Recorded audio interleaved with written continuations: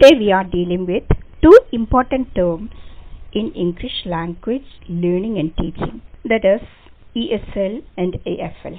As the learners and teachers in a non-speaking country like Kerala, Japan, Brazil, etc., the knowledge of these two terms are very, very important.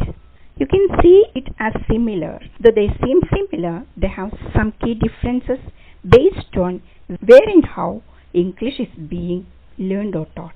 Then first we look into ESL. What is ESL? Literally it is English as a second language. ESL refers to learning English in a country where English is the main language or official language. That is, if we put in simple terms, ESL students live in an English-speaking country and they need to learn English to communicate in daily life, study or work. Let's take the example of a student from India who moves to Canada and attends a school in English.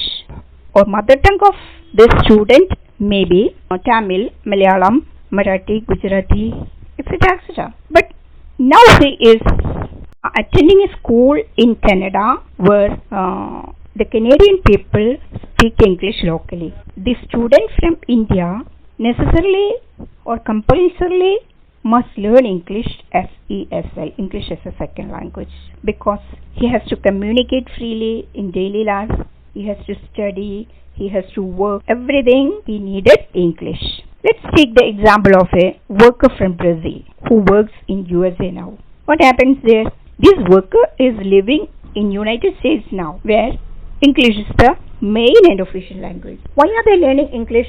Because they need English to talk to co-workers, customers, understand instructions, signs, function comfortably in daily life, that is shopping, trading, or visiting the doctor. So what does this make it? This is an ESL situation, that is English, learning English as a second language. You see, this worker is from Brazil. So naturally his home language is Portuguese. That you know, his current country is USA. He is now working in USA. Here people are speaking English. So he needs English for daily communication and work. Even though the worker's first language or mother tongue is Portuguese, he must learn English to live and work successfully in English-speaking society. In short, he has to use and learn English as a second language. Here I can give a matching example for EFL, that is English as a foreign language. Suppose this worker from Brazil takes English classes in Brazil itself to get a promotion or work with foreign clients. There they are living in their own country, that is Brazil itself, where their main language is Portuguese, not English. Why are they learning English?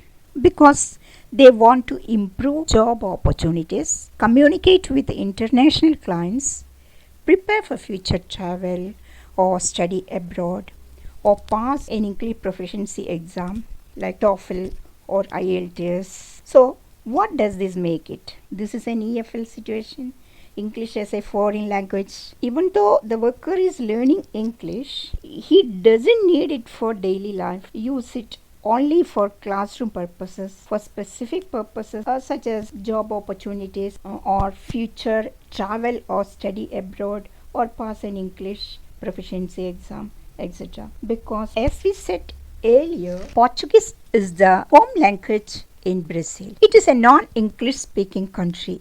So use of English is limited to work or study purposes. So here it is definitely English is learned as a foreign language. So the Brazilian worker must learn in USA. If he wanted to live in USA, he should learn definitely English as a second language, because he needs English to live, to work, and even for his daily life. But the Brazilian worker in Brazil need not learn English as a second language, because he learn English for future or work goals. Now let us come to the key difference between ESL and EFL. Main difference is regarding the location. ESL is used in English speaking countries. For example, USA, Canada, Australia, etc. Whereas EFL is used in non-English speaking countries such as India, Japan, Brazil, etc. As far as ESL is concerned, frequency of usage is in daily real life. But in EFL, it is used mostly in classrooms. Next difference is in the purpose of learning. The purpose of learning of ESL is survival, integration, education, work. And the learning environment in ESL gives real life exposure plus classroom, but in EFL it is mostly classroom based. So you might have understood the main difference between ESL and EFL is in frequency of usage, location, purpose of learning, the learning environment. Let us look why it matters for teaching. ESL teachers often focus on practical skills like speaking, listening, and daily vocabulary. But EFL teachers may focus more on grammar, reading, writing, or test preparation. So let us come to note that ESL means learning English in a country where English is the main or official language. Learners need English for daily communication, work, school, or living in that country. For example, suppose a teenager who is a student from China moves to Canada and attends high school. There, make friends and do homework. Let's take the example of a nurse. A nurse from Philippines gets a job in US. She needs English to talk to patients and co-workers. It is compulsory he should use English. Suppose a family from Mexico settles in Australia. They take English to shop for groceries, fill forms, and talk to neighbors and many other things. So let's conclude that ESL is not just classroom learning. It's also learning from real life experiences in an English speaking environment. So my dear teachers and learners who are watching this video, I think you might have understood the differences between these two terms EFL and ESL. If there is any doubt regarding these subjects, please share it in comment section and expect relevant response to your doubts, sure. Okay my dears, and here is a request from me to keep the video liked and subscribe and share. Okay, let us see you in next video. Thanks for watching.